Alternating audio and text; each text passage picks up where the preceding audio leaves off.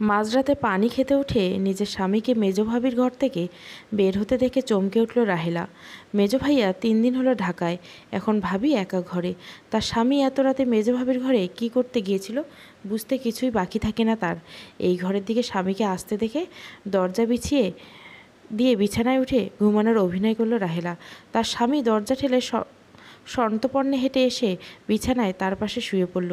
রাহেলা এই বাড়ির মেয়ে, তার স্বামী ঘরজামাই। রাহেলা জানে কোনো রকম কুৎসা রটলে তাকে সহ তার স্বামীকে এই বাড়ি থেকে বের করে দিবে ভাইয়েরা, তাই এই ব্যাপারে আর কোনো কথা বলে না রাহেলা। পরের দিন সারাদিন মুখ কালো করে রাখলেও তার স্বামী আমজাদকে এই বিষয়ে কিছুই জিজ্ঞাসা করে না সে। তারপর রাতে রাহেলা আর কিছুতেই ঘুমাতে পারে না। তার বিশ্বাস তার মেজো ভাই যতদিন শহরে আছে প্রতি রাতে বোধহয় তার স্বামী মেজো ভাবির ঘরে গেছে। তার বিশ্বাসকে সত্যি প্রমাণিত করতেই যেন ধীরে ধীরে আমজাদ রাহেলার পাশ থেকে গড়িয়ে মেঝেতে নামলো। এরপর পা টিপে টিপে ঘরের দরজা খুলে বাইরে চলে গেল। রাত তখন কয়টা হবে, 1টা বা 2টো।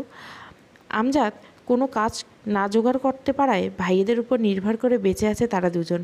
রাহেলা আমজাদের এই অর্থ উপার্জনের অক্ষমতায় পুষিয়ে দেয় সারাদিন গাধার মতো বাড়ির কাজ করে। সারাদিন কাজ করায় শরীর এতই ক্লান্ত যে সারা রাত মরার মতো ঘুমায় রাহেলা। কয়েকবার আমজাদ লাথি মেরেও রাহেলার ঘুম ভাঙাতে পারেনি। তাই রাতে যে রাহেলা জেগে থাকতে পারে না এমন কোনো ভয় তার ছিল না বলাই যায়। তা না ওকে স্ত্রীকে রেখে কোনো পুরুষ সে পক্ষে পরনারীর সঙ্গে গভীর রাতে ঘণ্টা কাটিয়ে আসা সম্ভব না। আমজাদ চলে যেতে বালিশে মুখ গুজে ফুপিয়ে কেঁদে ওঠে রাহেলা। সে তার স্বামীকে কত ভালোবাসে কি না করে সারাদিন তাকে একটু আরামে রাখার জন্য, বড় ভাইদের কটু কথা থেকে তাকে বাঁচানোর জন্য। আর সেই নাকি এমন বিশ্বাসঘাতকতা করলো তার সাথে। আর মেজোভাবে সে এমন কিছুর সঙ্গে যুক্ত থাকতে পারে তা তার চিন্তার বাইরে ছিল। পরের দিন রাত অনেক জাগার চেষ্টা করে জেগে থাকতে পারল না রাহেলা। সারাদিন কাজের ধকলে এতই ক্লান্ত থাকতো যে মাঝরাত পর্যন্ত বিছানায় শুয়ে জেগে থাকা তার পক্ষে অসম্ভব ছিল। তারপর যখন মেজো ভাই চলে এলো তখন থেকে রাহেলা কিছুটা নিশ্চিন্ত হলো। তার কয়েকদিন পর এক রাতে গভীর ঘুমে রয়েছে রাহেলা। অনেক ধাক্কাধাক্কি করে তাকে উঠালো তার স্বামী আমজাদ। ঘুম জড়ানো কণ্ঠে রাহেলা বলল, কি হয়েছে, এত রাতে ডাকেন কেন? লাইটটা একটু জ্বালাও তো রাহু, সারাদিন কাম কইরা কুল পাই না। উনি আসছেন ফুর্তিতে, এখন ঘুমান। আরে রাহু, লাইটটা জ্বালাও না, দেখো না কি। বিরক্ত হয়ে বিছানা থেকে নেমে লাইট জ্বালালো রাহেলা। তারপর চৌকি দেশে পড়ল। আমজাদ তার সবগুলো দাঁত বের করে হেসে পাঞ্জাবির পকেট থেকে একজোড়া চুড়ি বের করলো। আর একটু কাছে আসো, পরাই দেই। চুড়িগুলো দেখে চিনল রাহেলা এগুলো স্বর্ণের, আর এর মালিক যে মেজভাবি ছাড়া আর কেউ নয় তা সে ভালো করে জানে। সে ভয়ে ফিসফিস করে বলল, এগুলো তো মেজভাবির, তুমি পাইলে কই? আরে ভয় পাইও না, চুরি করি নেই, মেজভাবি আমারে দিছে। বলো কি, সে কেন দেবে? তোমারে একটা কথা কই, কই কই কইরা এতদিন কইতে পারি নাই। ভাবছিলাম তুমি আমারে ভুল বুঝবা, কিন্তু তোমার আমি কি কিছু গোপন করি বলো? ভুল বুঝো না বউ। মেজো ভাই এইবার ঢাকাতে যাওয়ার পর কয়রাত আমি মেজো ভাবির ঘরে গেছিলাম। এবার রাহেলার বুক কেঁপে উঠল। এটা তো সে জানে, স্বামীর চরিত্র নিয়ে প্রশ্ন তোলার সুযোগ পেয়েও সে এড়িয়ে গেছে। কিন্তু এমন কথা নিজ থেকে আমজাদ কেন বলেছে? কেন তাকে লজ্জা দিচ্ছে? আমজাদ আবারও বলল, মেজো ভাই ঢাকায় যাওয়ার পরে মেজো ভাবির কয়রাত খুব জ্বর হয়েছিল, কিন্তু তার সেবা করার মতো কেউ ছিল না। তাই ভাবি কইল, দেখ আমজাদ, তোরে আমি ভাইয়ের মতো দেখি। আমার সারাদিন ভালো লাগে, খালি একটু দুর্বলতা থাকে, কিন্তু রাত হইলে জ্বর বাড়ে। তুই কি রাইতে এসে আমার মাথায় একটু পানি ঢালতে পারবি?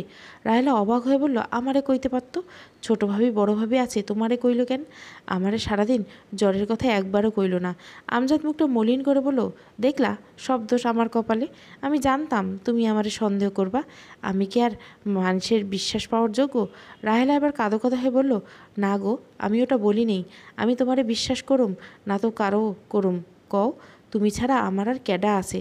তুমি আমার ঠকাইবা? ফেরেস্তা আসিয়া কইলেও বিশ্বাস করুম না। এই না হইল আমার বউ। শোনো, ভাবিরে কইলাম রাহেলারে পাঠাই দিবনি। ভাবি কইল, আহা, বেচারি সংসার লাইকে কাজ কইরে সারাদিন মরতাছে, আর আবার রাইতে ত্যাগ তো করা কেন? রাহেলা জানে যে আমি তোমারে ভাই মানি, তুমি আইসো।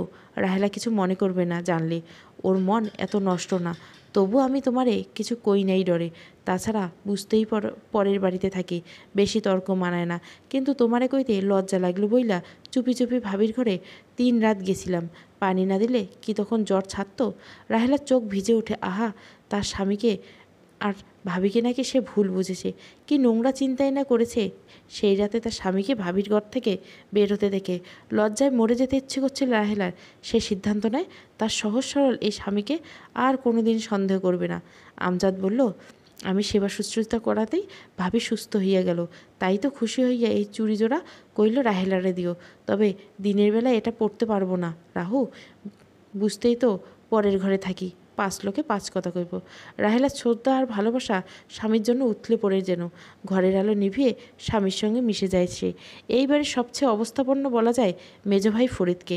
তার স্ত্রী অবস্থাসম্পন্ন ঘরের মেয়ে। ফরিদ মিয়ার বড় চালের আড়তের ব্যবসা। গ্রামের দিকে হলো ফরিদের ঘরটা দেখার মতো। ইট সিমেন্টের দেওয়াল আর টিনের দোচালা, আর তার ডান পাশে 2টো ইটের তৈরি ছাপড়া ঘরে থাকে ছোট ভাই বাদল, বড় ভাই জলিল। তাদের 2টো ঘরের মুখোমুখি উঠোন পেরিয়ে একটা টিন আর বাঁশের তৈরি ঘর। এখানেই রাহেলা আর আমজাদের সংসার। রাহেলা খুব চিকন আর কালো হওয়াতে বাবা মায়ের মৃত্যুর পর 3 ভাই অনেক খুঁজে কোনো পাত্র পায় না।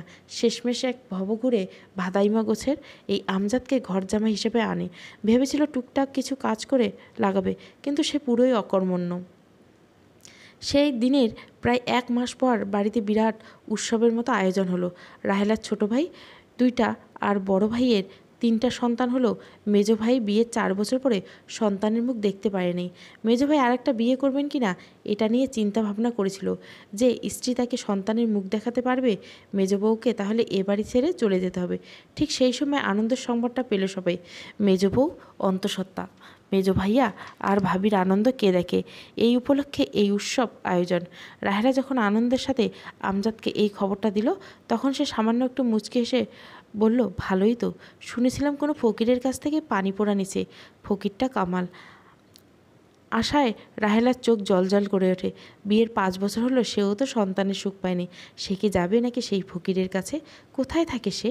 তার সপ্তাহখানেক পর এক সন্ধ্যায় একটা চাদর পেঁচিয়ে কিছু জিনিস নিয়ে ঘরে ঢুকতে থাকে রাহেলা আমজাদকে। সে কৌতূহল হয়ে জানতে চায় চাদরের ভিতরে কি। আমজাদ ফিসফিস করে বলে, দরজা বন্ধ করে আসো। চৌকির উপর চাদর নামিয়ে প্যাচ খুলতে রাহেলার চোখ ছানা বড়া হয়ে যায়। এত গহনা সে একসাথে জীবনে কখনো দেখেনি। তার সাথে ওগুলো কি 500 টাকার নোট না? কতগুলো ওখানে? রাহেলা বিস্মিত কাটতেই চাইল না। আমজাদ হাত ধরে তাকে বিছানায় বসলো, বলল, মেজো ভাবি দিছে। রাহেলা অবাক হয়ে বলল, শুধু জ্বরের সময় মাথায় পানি ঢেলে দেওয়ার লইগে এত কিছু দিল? দূর বোকা, ভাবির ওই ফকিরের পানি পড়া তো আমি আইনা দিলাম। তখন নাকি ভাবি মনে মনে নিয়াত করেছিল, এইবার যদি সুখের মুখ দেখে তাহলে তার অর্ধেক গয়না আমাগো দিয়ে দিব। আমাগো আর দাসীবান্দির মতো এই বাড়িতে থাকা লাগবো না। আমরা ঢাকা যাবো, নতুন কইরা সংসার শুরু করবো। রাহেলা বিস্ময় এখনও যাচ্ছে না। সত্যি ভাবি অর্ধেক গহনা দিয়ে দিল? মেজো ভাইয়া জানে? দূর বোকা, সে কি তাইলে দিত? তারে এসব জানানোর কাজ নেই। কালকে আমরা ঢাকায় যাবো, তোমার নতুন সংসার হইব। রাহেলা খুব সহজ সরল মেয়ে, জটিলতার সঙ্গে তার কোনো সম্পর্ক জানাশোনা নেই।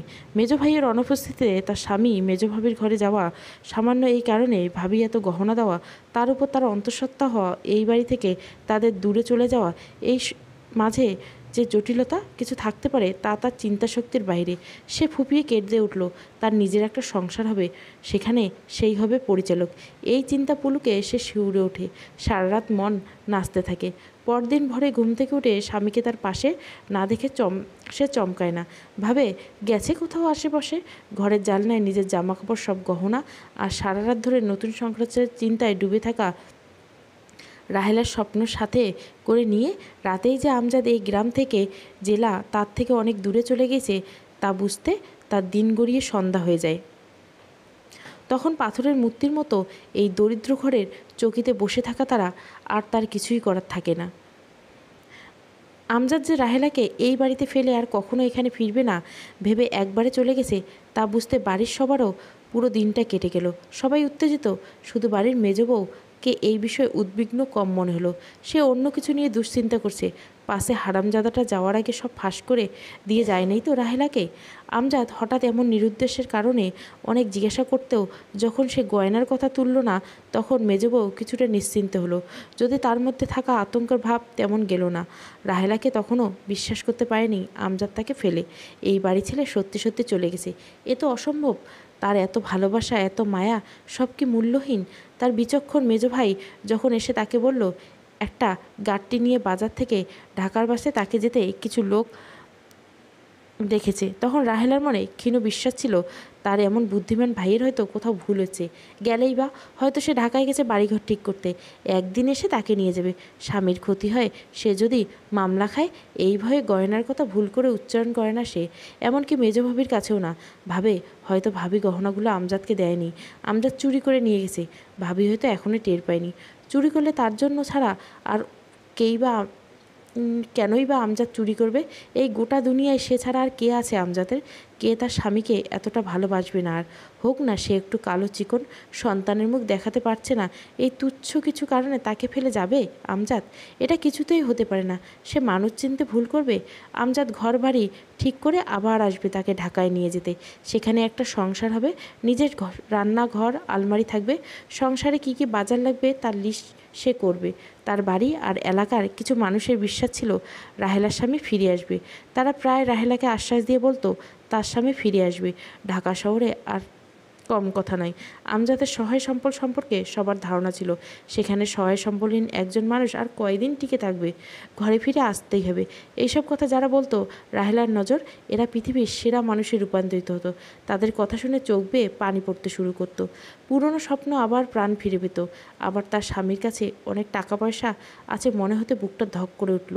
যদি না ফিরে, মেজভাবি তাকে বেশি আশ্বস্ত করত তার স্বামী আবার ফিরে আসবে বলে। মেজভাবিকে আগের থেকে শ্রদ্ধা করত সে, তা যেন ভালোবাসায় রূপান্তরিত হলো। আগে বাড়ির ঘরের কাজ করে যেটুকু সময় পেত স্বামীর সেবা করে কাটিয়ে দিত। এখন সে সময়টুকু ঘরে বসে কাঁদে আর স্বামী ফিরে আসার অপেক্ষা করে। দিন যায়, সপ্তাহ যায়, মাস যায়, বছরখানেক পেরিয়ে গেল, এখনও আশা ছাড়েনি রাহেলা। মাঝে মধ্যে স্বপ্নে আমজাদের নতুন শাড়ি গহনা নিয়ে দরজায় ঠেলে ভেতরে ঢুকে রাহেলার হাত ধরে চৌকিতে বসায়, অপালক চোখে তার দিকে তাকিয়ে থাকে। হঠাৎ পকেট থেকে স্বর্ণের চুড়ি বের করে পরিয়ে দেয়। খাবারে অনিয়ম, অগোছালো জীবনযাপন, খাটনি রাহেলার চেহারা আরও খারাপ করে দিয়েছে। কিছু করে সুখ পায় না সে।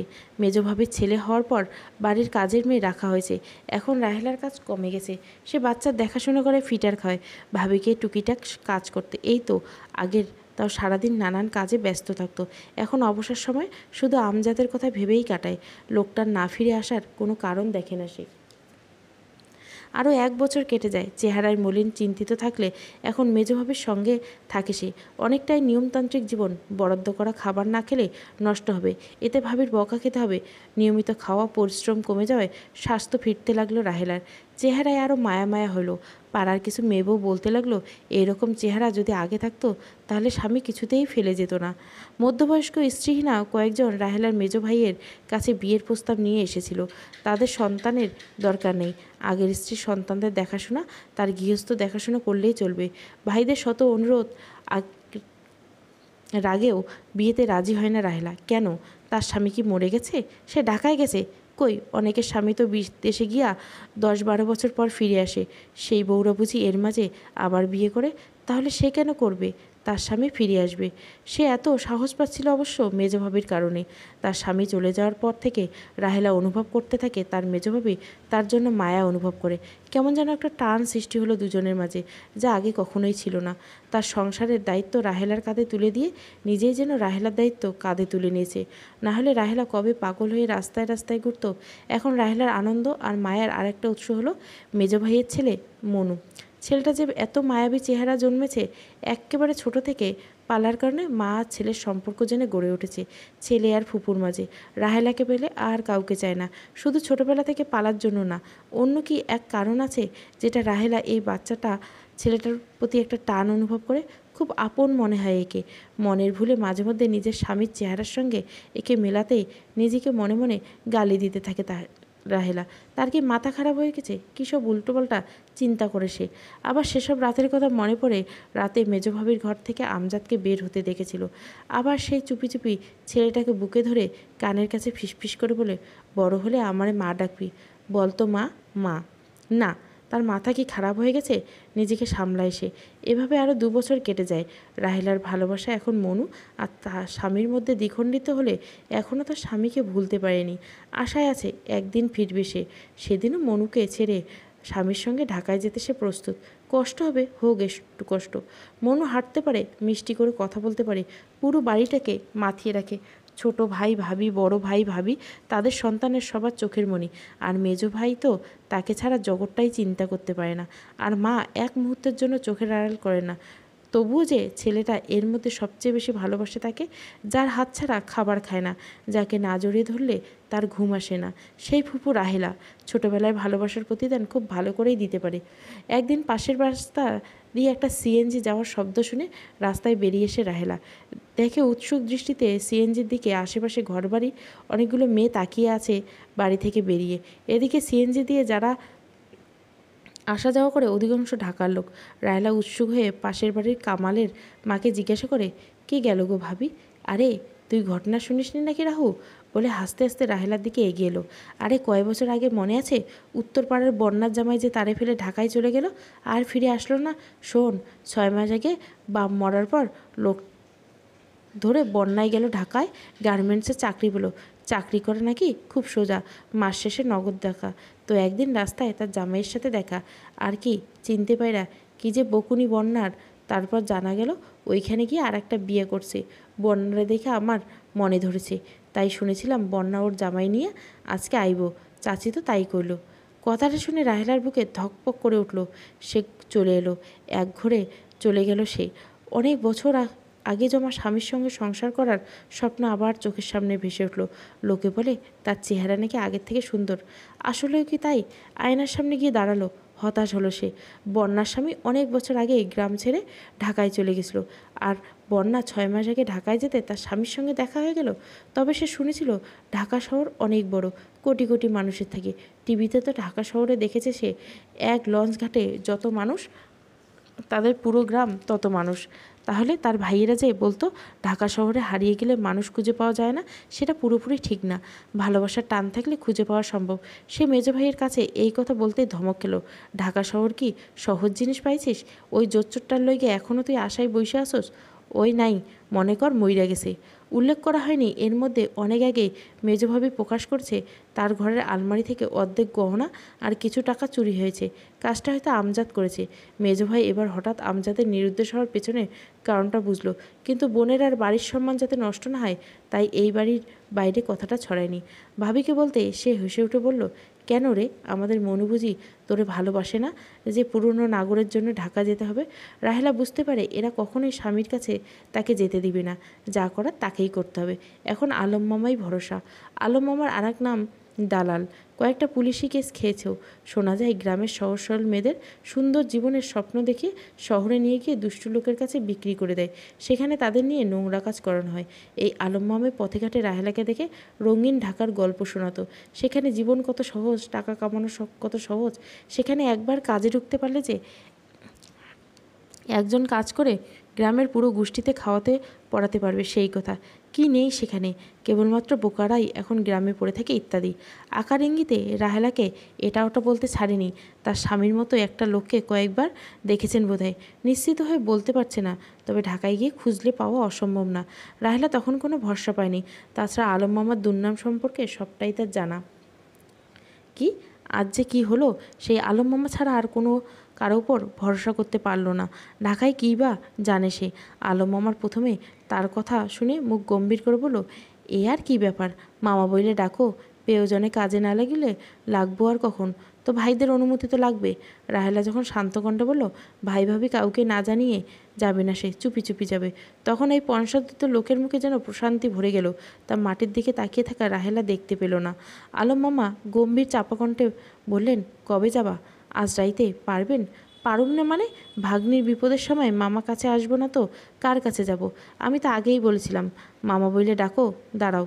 এই বলে ঘরে ঢুকিয়া একটা পুরোপুরি কালো বোরকা আর হিজাবে নিয়ে এসে রাহেলাকে বলল, রাত 10টায় পুকুর পাড়ে আসবা, খরচ? আহা, মামা বইলে ডাকো আবার খরচ? পুরো দায়িত্ব আমার। রাহেলার জামার ভিতরে বোরখা পেঁচিয়ে নিয়ে ধীরে ধীরে বাড়ির পথে যায়, মনে হাজার চিন্তা আর প্রশ্ন। রাহেলা সন্ধ্যার পর থেকে টুকটাক করে সবাইকে লুকিয়ে ব্যাগ গুছিয়ে ফেলেছে। ব্যাগে পরার জামা কাপড় আর জমানো 12,000 টাকা ছাড়া কিছুই ছিল না। মেজো ভাইয়ের সন্ধ্যায় বাড়িতে চলে গেছে। 10টার আগে ঘুমিয়ে পড়ে ভাবিকে নিয়ে। মনু থাকে রাহেলার সাথে, সেও 9টার বেশি জাগতে পারে না। দেখতে গেলে ঘড়িতে 10টা বেজে গেছে। রাহেলা ভেবেছিল যাওয়ার আগে কিছুতেই মনুর প্রতি মায়া বাড়ানো চলবে না, তাহলে হয়তো তার কখনোই যাওয়া হবে না। কিন্তু বোরখা পরে ব্যাগ হাতে নিয়ে দরজার কাছে গিয়ে বিছানায় ঘুমিয়ে থাকা মনুর দিকে তাকাতে পুরো বুকটা বিষাদে ভরে উঠল। বিছানায় উঠে মনুকে বুকের সাথে চেপে ধরে ফুপিয়ে উঠল। মনু ঘুম জড়ানো চোখ জোড়া সামান্য একটু খুলে শুধু, আবার ঘুমিয়ে পড়ল। তাকে আস্তে করে শুইয়ে দিয়ে ব্যাগ নিয়ে বাইরে বেরিয়ে এলো। ভাইয়া ভাবির ঘর ভেতর থেকে দেওয়া। বাইরে একবার নজর দিয়ে দেখলো ছোট ভাই কিংবা বড় ভাইয়ের ঘরে কেউ বাইরে আছে কিনা। না, কেউ নেই। সন্তর্পণে গেট খুলে বাইরে বেরিয়ে এলো রাহেলা। হৃদস্পন্দন বেড়ে গেছে অনেকটা। এরপর নেমে পড়লো রাস্তায়। হেঁটে হেঁটে পুকুর পাড়ে যেতেই 15 মিনিট লাগলো। কেউ নেই। চিন্তিতভাবে 5 মিনিট দাঁড়িয়ে থাকতেই এক সারি নারকেল গাছের ভেতর থেকে বেরিয়ে এলো আলম মামা। আসছো নাকি রাহেলা? জি। ভাইয়ে ভাবিরে বইলে আসলে ভালো হইতো না? ঢাকা শহর কম তো না অনেক এত দূর যাইতে? বললেই যাইতে দিবে না মামা, আপনি চলেন। আলম দাঁত বের করে হেসে বলল, মামা বইলে ডাকো আর কি বলুম, চলো। এর আগে কখনো সিএনজিতে উঠো নাই রাহেলা? ওঠার প্রয়োজন পড়েনি। আলম মামা আগে থেকে সিএনজি ঠিক করে রেখেছিল। গ্রামের শেষ মাথা পর্যন্ত হেঁটে এসে এটাকে দাঁড়াতে থাকতে দেখলো। জানে উঠে দুটো 500 টাকার নোট আলম মামার দিকে এগিয়ে দিল রাহেলা। আলম মামা জিব্বা কেটে বলল, মামা বলে ডাকো, আবার খরচের চিন্তা কেন? বলছি না সব খরচ আমি দেবো। রাহেলা জোর করে আলম মামার পাঞ্জাবির পকেটে টাকা ঢুকিয়ে দিল। গাড়ি চড়তে লাগলো। এত উত্তেজিত রাহেলা জীবনে হয়নি। এমনকি সে সন্ধ্যায় বুঝতে পারলো তার স্বামী তাকে ছেড়ে চলে গেছে সেদিন নয়, এক অচেনা শিহরণ। পুরো শরীর কাঁপছে, হাতের লোম খাড়া হয়ে গেছে। বাস স্ট্যান্ড পর্যন্ত সিএনজিতে আসলো। এখান থেকে বাসে উঠল। রাহেলা ভয়ে ভয়ে ছিল, পরিচিত কেউ বাসে তাকে দেখে ফেলে কি না। অবশ্য বোরকা পরে থাকায় কেউ তাকে চিনতে পারবে না, যদি না তার মায়াবী চোখজোড়া পূর্বে ভালো করে খুঁটিয়ে না দেখে থাকে। বাস চলতে শুরু করলো। গা গুলিয়ে উঠল তার। আলম মামা বললেন, একটু অমন লাগবে, বাইরের দিকে তাকায় থাকো, একটু পর সব ঠিক হয়ে যাবে। জানলার পাশের সিটে বসে রয়েছে সে। পূর্ণিমা রাত, জ্যোৎস্নার আলোতে রাস্তার পাশে সারি সারি ফসলের ক্ষেতের দিকে অপালক নেত্রে তাকিয়ে রইল সে। আপন মনে চোখ ভিজে উঠল। এসব যে তার চেনা জগৎ, এসব ছেড়ে কোথায় যাচ্ছে সে? যে মরীচিকা খুঁজে যাচ্ছে সে কি আদৌ সেখানে? খুঁজে পাবে কিভাবে? আর পেলেই যদি তাকে চিনতে না পারে, যদি দেখে যে অন্য মেয়েকে নিয়ে সংসার করছে, তখন কি করবে রাহেলা? ভাবতে ভাবতে একসময় ঘুমিয়ে পড়ল সে। ঘুম ভাঙল আলম মামার ডাকে। চারিদিকে এত ঝাঁকঝমক আলো, বড় রাস্তা, বড় বিল্ডিং, গভীর রাত। রাস্তায় এত মানুষ দেখে প্রথমে রাহেলার বিশ্বাস হলো না এটা ঢাকা। সত্যি সে ঢাকায় এসেছে। সব কিছু তার স্বপ্ন স্বপ্ন মনে হতে লাগলো। আলম মামার কাছ থেকে জানতে পারলো রাত 4টা বাজে। এত রাতে যে বাইরে মানুষ এভাবে চলাচল করতে পারে তা তার ধারণা ছিল না। বাস আসছে, থামছে, যাত্রী নামছে, উঠছে। বাস স্ট্যান্ডে অনেক যাত্রী বসে অপেক্ষা করছে। আলম মামা হাস্যোজ্জ্বল মুখে বলল, কিরে শহর দেখলি? হ্যাঁ মামা, এখন বাসে উঠুম, বাসের লেগে কিছুক্ষণ দাঁড়ায় থাকা লাগবো। আবার তুমি না কইলা এটাই ঢাকা? বাবরে, ঢাকা আবার মা বাবা আছে নাকি? বিরাট বড় শহর, 1 মাস লাগবো তোরে ঘুরাইতে। ঠিক বলছেন আলম মামা, ছোট্ট জায়গা হলে কোটি কোটি মানুষ থাকে কি করে? সে আলম মিয়াকে প্রশ্ন করলো। আমরা জামু কই? তোমার জামাইরে খুঁজতে যা যা করা লাগে সব করমু। মামা বইলে ডাকছো একবার, এমন এক জায়গায় যাব যেখানে এই শহরে সব মানুষের লিস্ট আছে। ছবি দেখা চিনবো না আমজাদরে? জি। ওই জায়গায় কিছু মেয়ে লোকের সাথে তোমার 1 সপ্তাহ থাকা লাগবো। আমি এর মধ্যে তদারকি করে লিস্ট জোগাড় করুম এই শহরের সবার। তারপর তোমারে সোজা আমজাদের কাছে নিয়ে যাবো। রায়লার বুকটা ধক করে উঠল। সে জানে আলম মামার খারাপ স্বভাবের কথা। অনেকগুলো মেয়েকে একসঙ্গে থেকে নোংরা কাজ করে এগুলো নিয়ে গ্রামের মেয়েদের কাছ থেকে অনেক গল্প শুনেছিল। তবু সে মামার সঙ্গে এসেছে এই ভরসায় যে তার চেহারা খারাপ, তার মতো একটা মেয়েকে কে কিনবে আর বেচবে। তার মনে তীব্র বিশ্বাস ছিল শহরে আসলে আমজাদের সঙ্গে তার দেখা হবে। এই প্রথম আলম মামাকে ভয় করতে শুরু করলো রাহেলার। সে সংকোচ করে বলল, মামা পেশাব পাইছে। মামা বইলে ডাকো, শরম কিসের? চলো। এটা কোনো অজুহাত ছিল না, সত্যি সংকোচের কারণে এতক্ষণ কথাটা বলতে পারেনি রাহেলা। বাস স্টপের পাশে লেডিস টয়লেট দেখিয়া আলম মিয়া তাকে বলল, তুমি নিশ্চিন্তে যাও, আমি এই যে চায়ের দোকানে ওইখানে বসে থাকবো। রাহেলা টয়লেটে ঢুকে গেল। মোটামুটি 20 মিনিট সময় লাগলো বেরোতে ছোট্ট চায়ের স্টলের সামনে পুলিশি পোশাক পরা 2জন লোককে দেখে তার বুকের পানি শুকিয়ে গেল। আরও হতভম্ব হয়ে গেল আলম মামার হাতে হাত করা পরানো দেখে। তার পুরো শরীর যদি কাঁপছে তবু ওই দিকে তাকিয়ে থাকলো রাহেলা। সে বোকা হলেও আলম মিয়া যে তার দিকে তাকিয়ে চোখ ইশারা করে তাকে বিপদের ইঙ্গিত দিলেন এবং তাকে পালিয়ে যেতে বললেন, সে তা বুঝতে পারল। রাহেলা এবার চোখ বন্ধ করে দেখছে আলম মামাকে পুলিশ ধরলো কেন। নিজের বিপদ সে আঁচ করতে পারল, তবে কি পরিবার ছেড়ে পালিয়ে এ শহরে এলে পুলিশ ধরে? তারা কি করে জানে কে পালিয়ে এসেছে আর কে ইচ্ছায়? উদ্ভ্রান্তের মতো হাঁটতে থাকে রাহেলা। কোথায় যাচ্ছে কোনো কিছুই খেয়াল নেই তার। শুধু বুঝছে এই পোশাকে লোকদের থেকে যত দূরে সরে যেতে ততই মঙ্গল। আলম মামা যতই খারাপ হোক না কেন, এতক্ষণ ধরে একটা সাহস পাচ্ছিল রাহেলা। অন্তত কি করতে হবে, কি করবে এই চিন্তা মাথায় আসছিল। যা করার আলম মামাই করবেন। এরপর পুরোপুরি দিশেহারা হয়ে গেল সে। প্রায় 1 ঘন্টা হাঁটল সে। তার মুখ শরীর বোরখার আবরণে ঢাকা। এর মধ্যে সূর্য উঠতে শুরু করলো। মানুষজনের আনাগোনা, গাড়ি রিকশার সংখ্যা বেড়ে গেল। অদ্ভুত বিষয় হলো রাহেলার সাথে কেউ অস্বাভাবিক আচরণ করছে না বা তার দিকে ফ্যালফ্যাল করে তাকিয়ে থাকছে না। এতেই যেন সে শান্তি পেল। বেলা বাড়তে থাকলে এত লোকজন, এত মানুষ একসঙ্গে সে আগে দেখেনি। আরও কিছু সময় কাটলো সে হেঁটে হেঁটে। ভয় কেটে গেল তার চোখ থেকে। আলম মিয়া এবং তার স্বামীকে নিয়ে চিন্তা নেই, শুধু কৌতূহল দৃষ্টি চারিপাশে পরিবেশ আর মানুষজন পর্যবেক্ষণ করছে। এর মধ্যে চায়ের দোকান খুললো, কিছু খাবার হোটেল খুলতে শুরু করলো। রাহেলা শুনেছে ঢাকা শহরে নারী পুরুষ একসঙ্গে বসে হোটেলে খাবার খায়। প্রচণ্ড ক্ষুধা অনুভব করলো সে। একটা হোটেলে ঢুকে পড়লো। এত সকালে ভিড় জমেনি। পরোটা আর মাংস ঝোল দিয়ে নাস্তা করার পরে অনুধাবন করলো রাহেলা যে তার খুব ক্লান্ত। এই শহরে তার থাকার কোনো জায়গা নেই। কেন জানে না আলম মামার হাত থেকে ছুটের ভয়ে পাশাপাশি সামান্য তৃপ্তি অনুভব করছিল। একটু লোক বাড়তে সে বিল মিটিয়ে দিল। কাঁধে ব্যাগ ঝুলিয়ে আবার রাস্তা ধরল। বোরখা পরা মানুষ খুবই কম দেখলো রাহেলা। বেশিরভাগ সালোয়ার কামিজ, শাড়ি পরা। ছেলে মেয়ে পাল্লা দিয়ে বাসে উঠছে। জিন্স পরা কিছু মেয়ের দিকে কয়েক মুহূর্ত তাকিয়ে রইল সে। আবার হাঁটা ধরল। ক্লান্তি ফিরে আসতেই আলম মামাকে পুলিশ কোথায় নিয়ে গেল? সে একা এখন কি হবে? আমজাদি বা এখন শহরের কোথায় থেকে? এই চিন্তা আবার ভর করল। আচ্ছা, সে যদি কাউকে বলে, তাহলে সে কি আবার তাকে গ্রামে যাওয়ার বাসে তুলে দেবে, কিংবা তার স্বামীকে খুঁজে দিবে? এই ধরনের সব মানুষের লিস্ট সেখানে থাকে, সেখানে নিয়ে গেলেও চলবে, নাকি বাড়ির পথ ধরাবে? কিন্তু কোন মুখে আমজাদকে না নিয়ে আবার বাড়িতে যাবে? আশেপাশে আবার চিরচেনা সেই আমজাদের মুখ হঠাৎ দেখতে পাওয়ার আশায় তাকাতে তাকাতে সে এগোতে লাগলো। বেলা বেড়ে যায়, কড়া রোদে বেশিক্ষণ হাঁটতে পারে না। আসলে শহরটা অনেক বড়, আর অনেক মানুষ, অনেক বড় বড় দালান আর গাড়ি। এক জায়গায় অনেকগুলো মানুষকে কোদালে পাতি হাতে দাঁড়িয়ে থাকতে দেখলো রাহেলা। সেদিকে এগিয়ে গেল সে, কারণ তাদের অধিকাংশ লুঙ্গি, শার্ট, গেঞ্জি পরিহিত। আমজাদকে তো এরকম পোশাক দেখেই সে অভ্যস্ত। যদি কারো মুখের মাঝে আমজাদকে খুঁজে পেল না সে।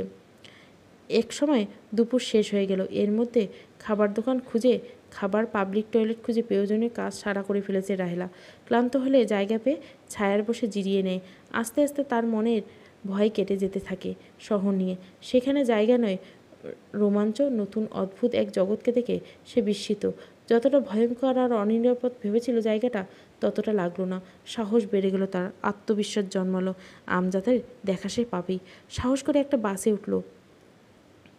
বাস চলার পর হেল্পার যখন বাস ভাড়া চাইতে এলো, তখন পাশের সিটের মেয়েটাকে অনুকরণ করে 20 টাকা নোট তার দিকে এগিয়ে দেয়। হেল্পার কোথায় নামবে জানতে চাইলে জানলা দিয়ে বাইরের ছুটন্ত মানুষ, গাছ, দোকানদারের দিকে চেয়ে নীরবতা পালন করে সে। একটা সময় অনেকগুলো গাছের সারির পাশে বাস স্টপে থামাতে পাশের সিটের মেয়েটার দরজার দিকে এগিয়ে যায়। রাহেলা মেয়েটাকে অনুসরণ করে নেমে পড়ে। মেয়েটা যেদিকে যায় সে তার উল্টো দিকে হাঁটা শুরু করে।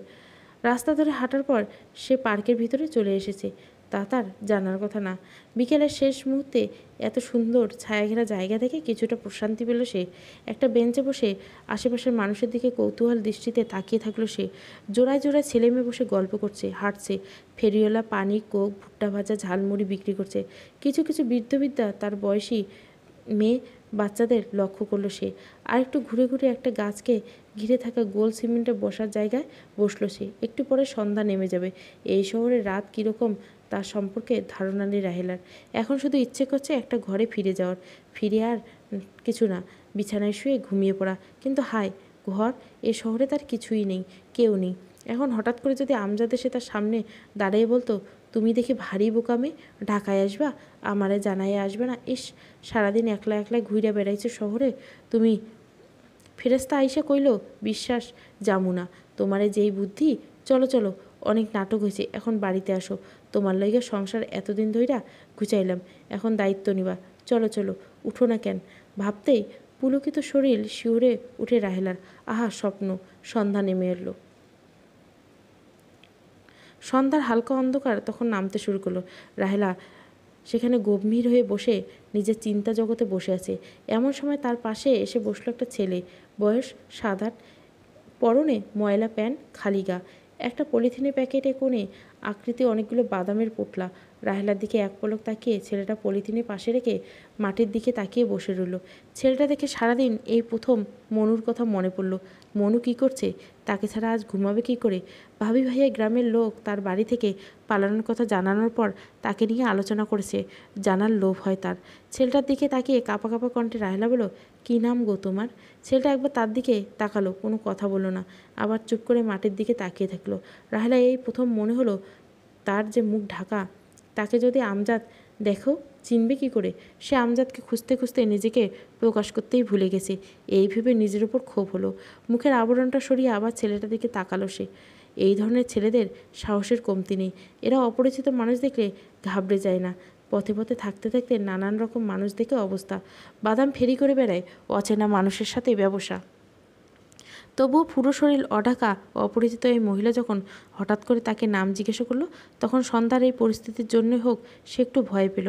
কিন্তু পরক্ষণে রাহেলার মুখে খুলতে সন্ধ্যার স্নান আলোক অপালক দৃষ্টিতে তার দিকে তাকিয়ে রইল সে। এত সুন্দর মায়াবী চেহারা, চোখ, ছেলেটা এর আগে কখনো দেখেনি। কেমন একটা মামা চেহারা। তার মুখভয়, তার চিন্তায় যে জটিলতার কোনো ছাপ নেই তা প্রকাশ করে। গ্রাম্য সহজ সরল নারী। ছেলেটা বিড়বিড় করে বলল, রাব্বি, তোমার বাবা মা কী করে? ছেলেটা আবার চুপ হয়ে গেল। রাহেলা খুব মন খারাপ হয়। এটুকুন একটা ছেলে বাদাম বিক্রি করে খায়। আহা পৃথিবী, সে কি বোঝে? ব্যাগ থেকে 500 টাকার একটা নোট এগিয়ে দিয়ে ছেলেটাকে, নাও কিছু খাইয়ে নাও। ছেলেটা আবার হতভম্ব হয়ে তাকিয়ে থাকে। এই নোটটা সে চেনে, মূল্য জানে, তবুও কেমন যেন সংকোচ, হাত বাড়াতে পারে না। রাহেলা সিমেন্টের সিঁড়িতে ঢাকাতে রেখে দিতেই উড়ে যেতে নিতে ভেবে টাকাটা হাতে নিয়ে বিস্মিত দৃষ্টিতে তাকিয়ে থাকে রাহেলার দিকে। রাহেলা বলল, তোমার বাড়িতে কে কে আছে? বাবার মা। মাই চিন্তা করে না, রাত হইয়া যায়, বাড়ি যাও না? সৎ মা। ও। ছেলেটার সমস্ত মুখ যেন চোখের সামনে দেখতে পায় রাহেলা।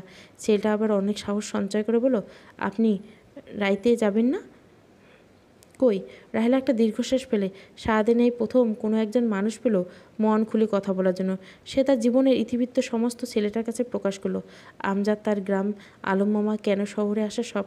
সে ছেলেটার কাছে এর কোনো সমাধান চায় না। সে যে কোনো কথা বলার জন্য একটা মনোযোগী শ্রোতা পেয়েছে, এতেই সে আনন্দ। কোনো কারণ ছাড়াই বলা যায় না। রাহেলার চেহারা, আচরণ, সে ছোট্ট হলেও তার ব্যক্তিত্বকে সম্মান করে সে রাহেলাকে সব কথা খুলে বলছে। সব মিলিয়ে প্রথম থেকেই অচেনা মহিলার জন্য একটা শ্রদ্ধা কাজ করলো রাব্বির মনে। না হলে কোথাকার কোন মহিলা বিপদে পড়েছে, রাতে থাকার জন্য জায়গা নেই, এতে তার চিন্তা হয় নাকি? সে চলে গেলে মহিলাটি একা এখানে বসে থাকবে সারা রাত। রাব্বি বলল, আপনি আমার লগে আসেন। কই? রাব্বি আর কোনো কথা না বলে হাঁটতে শুরু করলো। রাহেলা কয়েক সেকেন্ড শুধু চিন্তা করে, তারপর ব্যাগ নিয়ে ছেলেটার পিছনে। রাব্বি মহিলাটিকে তার বাড়িতে নেবে না, দুটি কারণ। এক, তাদের ঘরে পর্যাপ্ত জায়গা নেই। দুই, বাম্মা এই সহজ সরল মহিলাটাকে পেলে তার সর্বস্ব লুট করে তাকে পথে নামিয়ে দেবে। বোঝাই যায় মহিলাটার কাছে অনেক টাকা আছে। রাহেলা কিছুটা আশার আলো দেখতে পেল যেন। রাতটা কাটানোর জন্য ভাগ্য বুঝি এমন ছেলেটাকে সঙ্গে তাকে মিলিয়ে দিয়েছে। রাব্বি হাঁটছে, সে নিজেও জানে না কোথায় যাচ্ছে। শুধু নিরাপদ একটা জায়গায় পৌঁছে দিতে হবে, তার পক্ষে সম্ভব না। কার সাহায্য নেবে? হঠাৎ ফয়সাল ভাইয়ের কথা স্মরণ হলো। তিনি এখানকার একটা কলেজে পড়ে, আর সেই জায়গার আশেপাশে তার বাড়ি। পথশিশুদের সঙ্গে তার সম্পর্ক বেশ ভালো। সন্ধ্যার গেটের উল্টো দিকে রাস্তার চায়ের আড্ডায় প্রায় বন্ধুদের সাথে বসে থাকেন তিনি। গেট থেকে বেরিয়ে একটা জায়গায় অভিভাবকের সুরে রাহেলাকে বসতে বলল রাব্বি। তারপর বড় রাস্তা পেরিয়ে একটা গলির ভিতর ঢুকে গেল। প্রায় আধ ঘন্টা বসে থাকলো রাহেলা। এর মধ্যে অন্ধকার নেমে গেছে পুরোপুরি, কিন্তু শহরে অন্ধকারের বালাই নেই। ইলেকট্রিক লাইট জ্বেলে আলো দিয়ে ভরা চারিদিক। রাহেলা একবার মনে হলো ছেলেটা আর আসবে না, তবে আশ্রয় পাওয়ার এই ক্ষীণ আশায় সে ছাড়তে পারছে না। এমন সময় ছেলেটা একজন বড় মানুষ নিয়ে রাস্তা পার হয়ে সংকুচিত হয়ে গেল রাহেলা। মুখের খোলা মুখোশটা পরে নিল। ফয়সাল এখানে একটা কলেজে অনার্স 3য় বর্ষে পড়ে।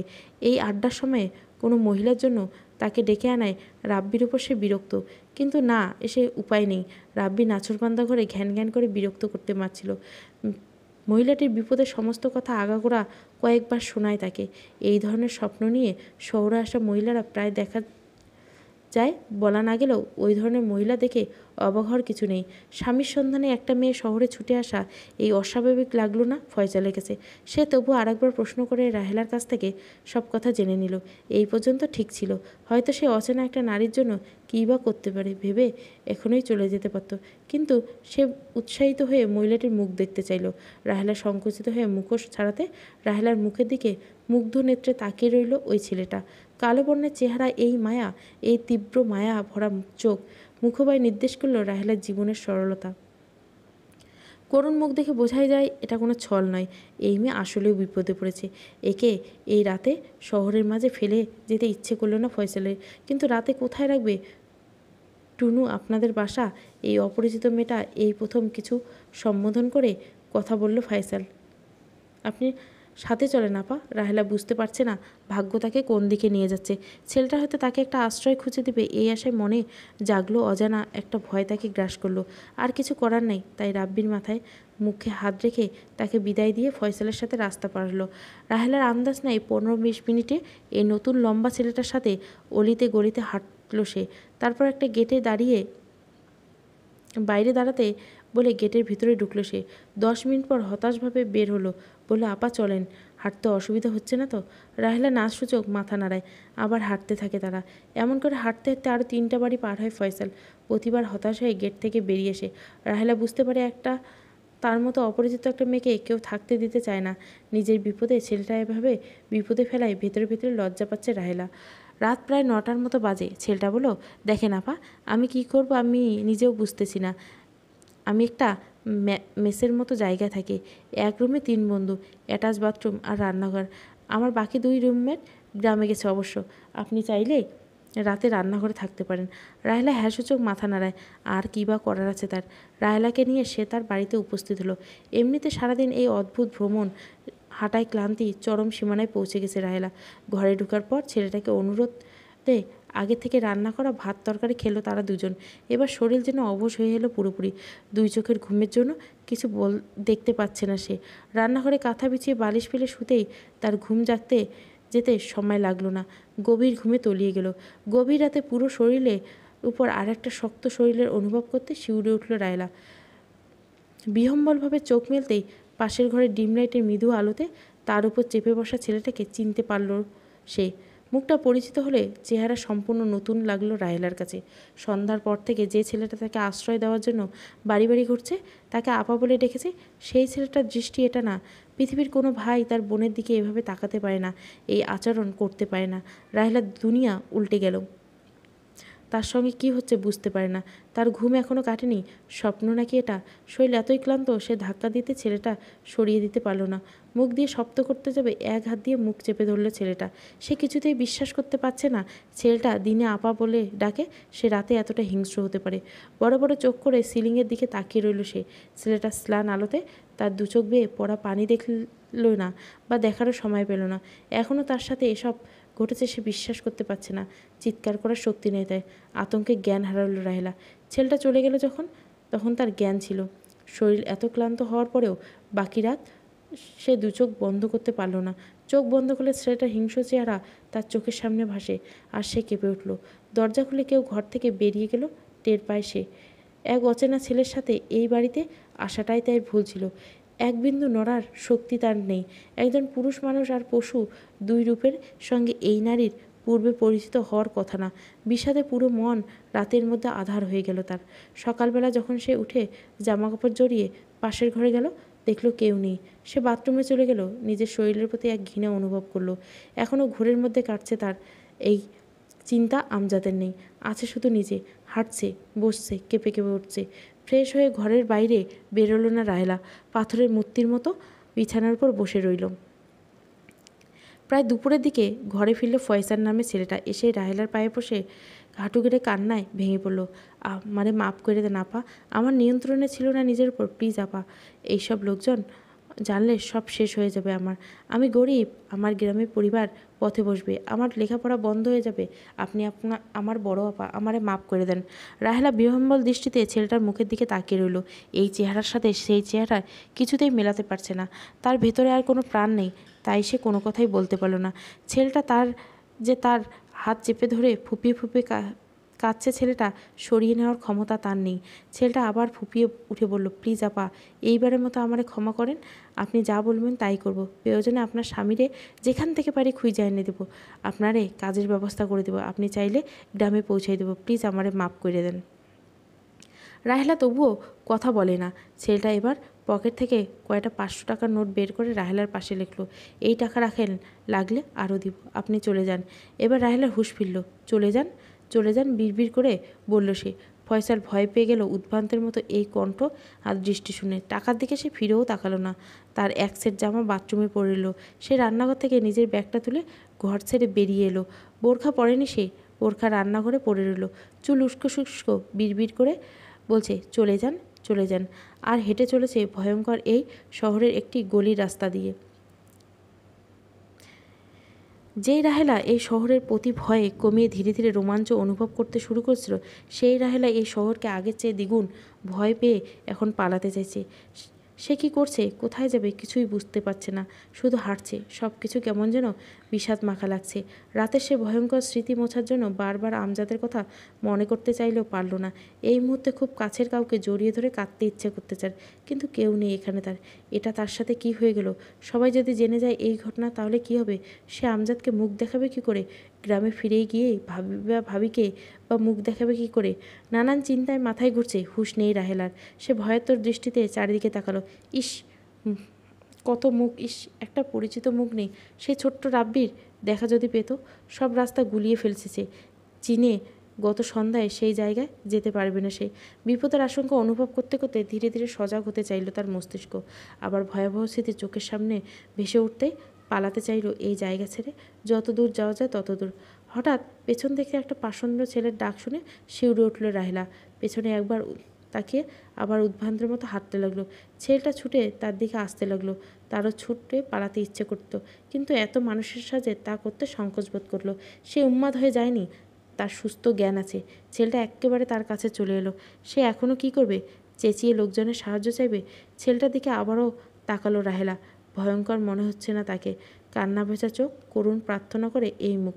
ছেলেটার হাতে রাহেলা বোরকা। সে এতক্ষণ নিজের দিকে তাকালো। এত মানুষের মাঝখানে বোরকা ছাড়া এতক্ষণ শুধু শাড়ি কাপড় পরে হেঁটেছে, ভাবতেই অস্বস্তি লাগলো। বোরকাটা নিয়ে রাস্তার একপাশে দাঁড়িয়ে পড়ে নিল, আবার হাঁটতে লাগলো। ছেলেটাকে পুরোপুরি এড়িয়ে চলছে সে। ছেলেটা আর পিছু ছাড়ছে না। আপা, প্লিজ আমারে মাফ করে দেন। আমি এই মুখ কাউরে দেখাতে পারবো না। আমি এই পাপের মূল্য দিতে যে কোনো কিছু করতে পারি। আপনার স্বামীরে আমি পুরো শহর হলে খুঁজে বের করব। রাহেলা কোনো উত্তর দেয় না, হনহন করে হাঁটতে থাকে। অলিগলি পেরিয়ে যায়, কোথায় যাচ্ছে নিজেও জানে না। অন্তত এই নোংরা ছেলেটার থেকে দূরে যেতে চাইছিল সে। ছেলেটার গতি না কমায় দুজনের দূরত্ব কমছে না। ছেলেটার স্বামীকে খুঁজে দেওয়ার কথা বলতে তার মনে ক্ষীণ আশার আবির্ভাব হলেও ছেলেটাকে সে বিশ্বাস করে না। ছেলেটা তার পিছু নিতে নিতে না করার মতো শব্দ করে তার মুখ দিয়ে বের হলো না। ঘৃণায় আড়ষ্ট হয়ে উঠল তার জিহ্বা। এভাবে আরও অনেকক্ষণ হাঁটল সে। একসময় বুঝতে পারল তার যাওয়ার কোনো জায়গা নেই, কোনো আশা নেই। ছেলেটা তাকে একটা কাজ জোগাড় করে দেওয়ার প্রতিশ্রুতি দিল, নিরাপদ থাকার জায়গার কথা শোনালো। ছেলেটার দিকে না ফিরে তাকে হাঁটছে আর হাঁটছে। মাথা চক্কর দিচ্ছে এবার।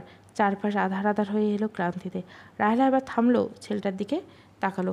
ছেলেটা রাহেলার ক্লান্ত চোখজোড়া দেখে কিছুক্ষণ চুপচাপ থাকলো। অনুধাবন করলো হার মেনে নিয়েছে রাহেলা, যে কোনো মুহূর্তে ঢলে পড়বে। তারপর একটা রিক্সা রাখলো। রিক্সাতে রাহেলা উঠতে সাহায্য করলো। রাহেলা জানে না তার সাথে কি হচ্ছে। ছেলেটা তাকে কোথায় নিয়ে যাচ্ছে তার শুধু কাউকে জড়িয়ে ধরে কাঁদতে ইচ্ছে করতেছে। হয় মনু, নয় আমজাদ, নয় মেজভাবি। সেই পথশ্রুতি রাব্বি হলেও হবে, কিন্তু এই পশুর মতো থেকে দূরে থাকতে চাচ্ছে সে। একটা নিরাপদ আশ্রয়। শরীরে শক্তি নেই যে, ক্লান্তি অবসাদ, তার পুরো শরীর আড়ষ্ট হয়ে গেল। কতক্ষণ মনে নেই রাহেলার। ছেলেটা বিড়বিড় করে পুরনো পথে করুণ স্বরে তাকে কিছু বলল, তার কিছু শুনতে পায়নি। রিক্সা থামলো একটা বড় বাড়ির গেটের কাছে। ছেলেটার সাথে বাড়ির গেট পেরোলো রাহেলা। রাহেলা এবার মিনতির স্বরে বলল, আপা, আপনি আমাকে মাফ করে দেন। আমি জানি আপনি হয়তো কোনো দিন করবেন না আমারে এর প্রায়শ্চিত্ত করতে দেন। এখানে আপনি সবচেয়ে নিরাপদ করবেন। এদের ছেলের দেখাশোনার জন্য একটা লোক খুঁজছেন। আপনি এই বাড়িতে কিছুদিন থাকেন, কাজ করেন, আমি আপনার স্বামী যেখানে থাকিয়া পারি খুঁজে আনব। তবুও নীরব রাহেলা। বাড়ির গেট দিয়ে ঢুকতে অনেকটা ক্লান্তি দূর হয়ে গেল রাহেলার। বিষণ্ণভরা দৃষ্টিতে চারিদিকে তাকালো সে। এত সুন্দর আর এত বড় বাড়ি এত কাছ থেকে সে কখনো দেখেনি। ফুলের বাগান, মাঠ, মাঠের উপর ছাতার মতো চালের নিচ টেবিল চেয়ার ফেলা, একটা মৎস্যকন্যার পাথরের মূর্তি পাশ দিয়ে পানির ঝর্ণার মতো করে পড়ছে। ছেলেটা বলল সে এই বাড়িতে টিউশন করে। এই ছেলেটার দেখাশোনা করার জন্য একটা লোক খুঁজছে বাড়ির ম্যাডাম। ছেলেটা রাহেলাকে তার গ্রামের লোক বলে পরিচয় করিয়ে দিল ম্যাডামকে। রাহেলার আভিজাত্য আর রূপে ঠাসায় এই ম্যাডামের দিকে মুগ্ধভাবে কয়েক মুহূর্ত তাকিয়ে থেকে মাথা নিচু করে ফেলল। ম্যাডাম বলল, মুখোশ সারাও, কী নাম তোমার? পুরো পথে ছেলেটার সঙ্গে একটাও কথা বলেনি। কণ্ঠটা তাই আড়ষ্ট ছিল। বিড়বিড় করে বলে উঠল রাহেলা। ছেলেটা কিন্তু তার শহরে আসার পেছনের কারণ কিছুই লুকালো না। বলল কিভাবে স্বামীর খোঁজে গ্রাম থেকে এক লোককে ধরে শহরে এসে হারিয়ে গেছিল। বাড়িয়ে বলল যে মেয়েটাকে খুঁজে পায়, আপারে বলে ডাকে। তার গ্রামের মেয়ে হলে সে চিনতে তার ভুল হয়নি। রাহেলা কোনো কথাই বলল না, চুপচাপ ঠায় দাঁড়িয়ে রইল। ম্যাডাম বিস্মিত হয়ে বলল, আচ্ছা বোকামে তো তুমি, এমন বোকামি কেউ করে? ইচ্ছে করে এই শহরে এসে বুঝি হারিয়ে গেলে কাউকে বুঝি খুঁজে পাওয়া যায়? কী আশা নিয়ে এই ভরসা বিশ্বাস পেলে তুমি? সে তো মনে হচ্ছে স্বেচ্ছায় তোমাকে ত্যাগ করছে। তার ছবি আছে কোনো? ম্যাডামের কথা শুনে ঝাঁজ ছিল না, কিন্তু মায়া আর কৌতূহলতা। রাহেলা না সূচক মাথা নাড়ালো। ম্যাডাম অবাক হয়ে বলল, তবে? রাহেলা আর কিছু বলার মতো নেই। মেয়েটা তার সাথে কথা বলতে সংকোচ বোধ করছে বুঝতে পেরে ম্যাডামের ফয়সালের দিকে তাকিয়ে বলল, সে গ্রামে ফিরে যাচ্ছে না কেন? কোন মুখে ফিরে যাবে? তাছাড়া আপন বলতে কেউ নেই। বাবা মা ভাই বোন সবাই মৃত, আন্দাজে বলল ফয়সাল। রাহেলা শুধু একবার তার দিকে চাইতেই চোখ নামিয়ে নিল। ম্যাডাম আবারও বলল, এমন গোমরা করে থাকলে চলবে না, হাসি খুশি থাকতে হবে। আমি চাই আমার ছেলেটা হাসি খুশি মানুষের সাথে মিশুক। রাহেলার সরল মুখ দেখে তাকে প্রথমেই পছন্দ হলো রেখেছিল গৃহকর্ত্রী। এবার বলল, যাও ভেতরে, মন্টুর মা তোমাকে ঘর দেখিয়ে দিবে। ক্লান্ত মনে হচ্ছে, কিছু খেয়ে নিও। আমি মন্টুর মাকে বলে দিচ্ছি। মন্টুর মা? মাঝবয়সী এক মহিলা এসে রাহেলাকে বাড়ির ভিতরে নিয়ে গেল। ফয়সাল ভয়ে সংকুচিত হয়ে দাঁড়িয়ে এলো। সে জানে রাহেলা যদি এই ম্যাডামের কাছে একবার গতরাতের কথা প্রকাশ করে দেয় তাহলে নিশ্চিত তাকে জেলে মরতে হবে। তবুও সে বাড়িতে তাকে আনলো। এই পাপের প্রায়শ্চিত্ত নেই। ম্যাডামের অনুরোধে তাই বাড়ির ভিতরে গেল না, নিজের বাড়ির পথে রওনা হলো। শুরু হলো রাহেলার জীবন নতুন করে। সেই মানসিক ধাক্কা কাটিয়ে উঠতে যদিও সময় লাগলো, কিন্তু ধীরে ধীরে এই বাড়ির সঙ্গে মানিয়ে নিল সে। এরা বড়লোক হলে এদের মধ্যে কোনো অহংকার নেই। স্যার ম্যাডাম, এমনকি ছেলেটার পড়াশোনা দেখাশোনার জন্য তাকে রাখা হলো, তার প্রতি সবার আচরণে মুগ্ধ হলো সবাই। বাড়ির কর্তা লোকটা কয়েকবার তার স্বামী প্রসঙ্গে আলোচনা করেছে, চেহারা গায়ের রং জেনে নিয়েছে। ফয়সাল নামের ছেলেটা রাহেলাকে এখন এনে দেওয়ায় কয়েকদিন পরেই এই বাড়ির টিউশন ছেড়ে দিল। বাড়ির গৃহকর্ত্রী খুব অবাক হলেও ছেলেটা স্বাভাবিকভাবে বলেছিল জায়গা বদল করেছে সে, তাই এখানে এসে পড়ানো সম্ভব না। তারপরে মাঝে মধ্যে রাহেলাকে দেখতে, তার খোঁজখবর জানতে এই বাড়িতে আসতো ছেলেটা। রাহেলা যতটা সম্ভব দূরে সরে থাকতো, এমনকি ছেলেটা তার স্বামীর নিয়ে কথা বললেও বিদঘুটে লাগতো। 11 রকমের অস্বস্তিতে ভুগত। ভয়াত্মক এক স্মৃতি জন্ম নিয়েছিল যে ছেলেটা তার ভিতরে। একদিন ফয়সাল তার এক বন্ধু আর্টিস্টকে নিয়ে এলো। বাড়ির গৃহকর্ত্রী বলল, আমি রাহেলা আপার স্বামীর একটা স্কেচ করাতে চাচ্ছি। যদি চেহারায় কেমন যদি জানতে পারি তবু খুঁজে পাওয়ার একটা ক্ষীণ আশাতে থাকবো। বাড়ির গৃহকর্ত্রী ফরিদা ইয়াসমিন ছেলেটার প্রতি আবারও ভালোবাসা অনুভব করলো। একজন পৌর নারীর জন্য ছেলেটা যা করছে তা সত্যি তাকে আনন্দ হয়। হোক এক গ্রামের মেয়ে, কিন্তু রক্তের সম্পর্ক না থাকার পরেও রাহেলা স্বামীকে খুঁজে পেতে মরিয়া হয়ে আছে ছেলেটা।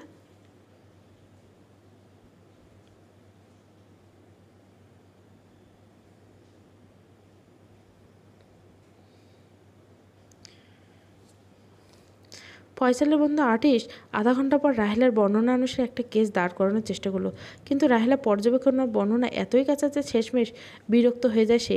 ফয়সাল জানায় এই কাজ তার দ্বারা সম্ভব হবে না। ফয়সাল অনুরোধ সত্ত্বেও আর দ্বিতীয়বার চেষ্টা না করে বাড়ি ফিরে চলে যায়। সময় কাটতে থাকে। রাহেলা আমজাদের কথা সব সময় এখন ভাবে, কিন্তু 2 মাস এখান থেকে নতুন করে অনেক কিছু উপলব্ধি করে পারে সে। আমজাদকে খুঁজে পাওয়া যে খুব সহজ কাজ না। এই শহরের সব মানুষ লিস্ট বলে যে কিছু নেই। ঢাকা শহর যে কেবল কেবল একটা ছোট্ট জায়গা নয়, এমন অনেক কিছু অনুধাবন করতে পারে সে। এই বাড়ির ম্যাডামের সঙ্গে খুব সামান্য কথা হলো রাহেলা বুঝতে পারে তিনি খুব বুদ্ধিমান, প্রচুর পড়ালেখা জানা মেয়ে। আলম মিয়ার সম্পর্কে বিস্তারিত খুঁটিয়ে জেনে নেয় রাহেলার থেকে ফরিদা বেগম, এবং সে যে নারী পাচারের দালাল ছিল এবং পুলিশ তাকে না ধরলে এতক্ষণে রাহেলার কী অবস্থা হতো তা অনুমান করতে বেশি মাটাতে খাটাতে হয় না তার। ভাগ্যিস ফয়সালের হাতে পড়েছিল, নইলে যে কি বিপদে পড়তো মেয়েটা। মানুষ যে এতটা বোকা সহজ সরল হতে পারে তা বিশ্বাস করতে পারেন না ফরিদা বেগম, যদি বা সামনাসামনি রাহেলাকে দেখতেন। মেয়েটার জন্য একটা টান অনুভব করেন তিনি, চান কোনো একটা উপকার করতে, কিন্তু মেয়েটা তার স্বামী সম্পর্কে এমন কোনো তথ্যই জানে না যার মাধ্যমে তাকে খুঁজে বের করবে সে। এমনকি এটাও নিশ্চিত না যে ঢাকাতে আছে। ফয়সাল যে কি হলো, তার ফোন বন্ধ। কিছুদিন যোগাযোগে রাহেলা স্বামীর অনুসন্ধানের তদবির করলেও অনেক দিন ধরে এই বাড়িতে আসে না সে। রাহেলা যে ফয়সালকে দেখে কেমন সংকুচিত হয়ে যায় তা তার নজরে পড়ে, কিন্তু এর মধ্যে জটিলতা কিছু থাকতে পারে এমন চিন্তা তার মাথায় আসেনি। তার 8 বছরের সবুজেও এই রাহেলাকে খুব পছন্দ করে, তার অনেক কথাই না শুনলেও রাহেলার কথা শুনে। তাই তিনি ভাবলেন থাকুক মেয়েটা এখানে, যতদিন থাকতে চায়। তিনি তার স্বামীর সারাদিন বাড়িতে থাকেন না, সবুজের দেখাশোনাটা অনায়াসে করেছে রাহেলা। এভাবে আরও কয়েক মাস কেটে গেল। এখন নিজের বাড়ি যেন হয়ে গেছে রাহেলার। তার সঙ্গে কেউ এখানে কাজের লোকের মতো ব্যবহার করে না। সবুজের প্রতি আশ্চর্য একরকম মায়া জন্মে গেছে তার। মাঝে মধ্যে গ্রামের কথা, ভাইয়া ভাবির কথা, মনুর কথা মনে পড়ে তার, কিন্তু তাদের সঙ্গে যোগাযোগ করে কোনো ব্যবস্থা নেই। তাছাড়া ম্যাডাম জানে গ্রামে তার আপন বলতে কেউ নেই। যদি জানে সে মিথ্যে কথা বলেছে, হয়তো তাড়িয়ে দিতে পারে। ম্যাডাম তার গ্রাম, ফয়সালের বাড়ি থেকে কত দূর, তাদের বাড়ি ইত্যাদি প্রসঙ্গ তুললে সে চুপসে যায়। এমন কোনো রাত নেই অবশ্য আমজাদকে তার মনে পড়ে না। আরও 3 বছর পেরিয়ে যায়। এখন পাকাপোক্ত এই বাড়ির লোক রাহেলা। এই বাড়ির সবুজ, স্যার, ম্যাডাম, মন্টুর মা, বাড়ির কেয়ারটেকার আবুল ভাই, দারোয়ান জামশেদ, মালি, রজব চাচা, এর বাইরে আরও দুনিয়া নেই। এর মন এর মধ্যে বিচক্ষণ, খুব একটা বাড়ির বাইরে যাওয়া লাগে না তার। মন্টুর মায়ের সঙ্গে যদিও বা একটু যায়, রাস্তা হাঁটার পর বুক ধকধক করে, আর চোখে পরপুরুষের দিকে তাকায়, কিন্তু একটা পরিচিত মুখ দেখতে পাবে এই আশায়। আমজাদের মুখ ভর্তি দাড়ি, হয়তো আর একটু মোটা হয়ে গেছে। রাহেলা যেন আমজাদকে খুঁজছে, আমজাদ হয়তো তাকে খুঁজে বেড়াচ্ছে। হঠাৎ একদিন চলতে চলতে কোনো একদিন আমজাদের সঙ্গে মুখোমুখি হয়ে যায়। কি বলবে সে ভাবতে থাকে। এখনও মাঝরাতে একটা সংসারের স্বপ্নে বিভোর হয়ে থাকে রাহেলা। জানে না আমজাদ কী করছে, জানবেই সে এখানে আছে। তবুও আশায় থাকে খুঁজে খুঁজে একদিন হয়তো এখানে চলে আসবে আমজাদ, তাকে নিয়ে চলে আসবে নতুন করে। সে বাড়ির কর্ত্রী হবে, মাসিক বাজারে লিস্ট করবে সে। সৃষ্টিকর্তার করুণা হয়তো মনু আর কিংবা রাব্বি কিংবা সবুজের মতো ফুটফুটে একটা সন্তান হবে তার। গল্পটিকে এখানে শেষ করে দেওয়া হলো, কিন্তু রাহেলার দিনরাত এখানে সমাপ্ত হবে না। সে আরও দীর্ঘদিন বাঁচবে, সে একটা আশ্রয় পেয়েছে। এখন তার স্বপ্ন দেখতে বাধা কোথায়? আমজাদকে দুনিয়ায় আর কেউ চিনল না, রাহেলা চেনে। আমজাদ বোকা, স্বপ্নবাজ, অকর্মা হতে পারে, কিন্তু জোচ্চোর না, বিশ্বাসঘাতক না। এই বিশ্বাস তার মনে না থাকলেও এতদিন বেঁচে থাকতে পারত না রাহেলা, বা গ্রাম ছেড়ে আসার মতো মনোবল পেত না। একবার ভেবেছিল রাহেলাকে আবার কিছু সময়ের জন্য গ্রামে পাঠাতে, ভাগ্যিস পাঠায়নি। এই দুঃখী সহজ সরল জীবনে দুঃখ বাড়িয়ে আর লাভ কী? তার স্বপ্ন, আশা আর খুন করার আমি কে? কিন্তু সত্য তার অগোচরে থাকে। সে তার বাকি জীবনে আর গ্রামে ফিরে যায়নি, জানতে পারেনি তার জীবনের কঠিন সত্যতা। সে যদি ফিরে যেত তাহলে দেখত মেজো ভাইয়ের সাজানো গোছানো সংসারটা আর নেই। গ্রামের ধান ক্ষেতের আইলে 7-8 বছরের একটা ছেলে ছেঁড়া একটা নোংরা প্যান্ট আর খালি গা নিয়ে পালিয়ে বেড়ায়। সবসময় আতঙ্ক নিয়ে ছুটে চলা ছেলেটা যে সেই অর্ধেক ভালোবাসা পাওয়া মেজোভাবের ছেলে মনু, তাও সে চিনতে পারত না। যার মুখ দেখলে এখন সবাই জারজ জারজ বলে খেপিয়ে তুলে, তাড়িয়ে দেয়। মেজোভাবি জেলখানায়, মেজোভাই ব্যবসায় ছোট আর বড় ভাইকে বুঝিয়ে দিয়ে সারাদিন ঘরে বসে নেশা কাটে। আমজাদ নিখোঁজ হওয়ার আগের দিন মেজোভাবি তার জীবনের সমস্ত গোপন কথা মেজোভাবির আপন বড় ভাইয়ের কাছে প্রকাশ করে। তার বড় ভাই তার উপর রাগ করে না, বুঝতে পারে এছাড়া সংসার টিকে থাকার কোনো পথ খোলা ছিল না। কিন্তু এখন তার বোন জামাতার আর কেউ এই কথা না জানলেই হলো। রাহেলার মতো আমজাদও যখন গভীর রাতে বিছানায় শুয়ে ভাবছিল রাহেলা অন্য জীবনে কত কিছু, এই সুযোগ তাকে একটু সুখের মুখ দেখানো। এই গহনা, টাকা আর রাহেলাকে নিয়ে কালই ঢাকায় চলে যাবে। এমন সময় বাড়ির বাইরে মেজোভাবির ডাক শুনে আমজাদ বেরিয়ে যায়। ভাবির পেছনে নিয়ে বাড়ির পেছনে জঙ্গলে যায়। ভাবি তাকে দাঁড়াতে বলে কোথায় গেল। এ সময় মাথার পেছনে ভারী কিছু একটা আঘাত পায়। শেষবারের মতো দুনিয়াকে ঝাপসা দেখে। তার লাশের সাথে সন্তপর্ণে ঘরে ঢুকে আনা আমজাদের সমস্ত জামাকাপড় খুলে পুঁতে ফেলা হয়, গহনাগুলো পুঁতে ফেলা হয়, তার সাথে চারিদিকে সেই লোক দিয়ে ছড়িয়ে দেয়। ঢাকায় যাওয়ার গাড়িতে উঠে দেখেছে আমজাদকে। মেজ ভাবির বড় ভাই, যার সাহায্য নিয়ে কাজটা করেছিল, সে অনেক দিন পর একটা মামলায় ধরা পড়ে তার পূর্বের সব অপরাধ স্বীকার করে নেয়। সাথে সাথে চাঞ্চল্য সৃষ্টি হয় পুরো গ্রামে এমন কোনো মানুষ নেই সেদিন মাটি খুঁড়ে আমজাদের কঙ্কাল তোলার সাক্ষী হয়নি, শুধু একটি মেয়ে বাদ দিয়ে। সে তখন শহরের রাস্তা দিয়ে মন্টুর মা নামে পরিচিত এক মহিলার সাথে হাঁটতে হাঁটতে আর চোখে পরপুরুষের দিকে তাকিয়ে পরিচিত একটা মুখভাব মেলানোর চেষ্টা করেছিল। সমাপ্ত। রাহেলার রাত দিন। গল্পটা ভালো লাগলে অবশ্যই লাইক, শেয়ার এবং সাবস্ক্রাইব করবেন। Thank you for watching.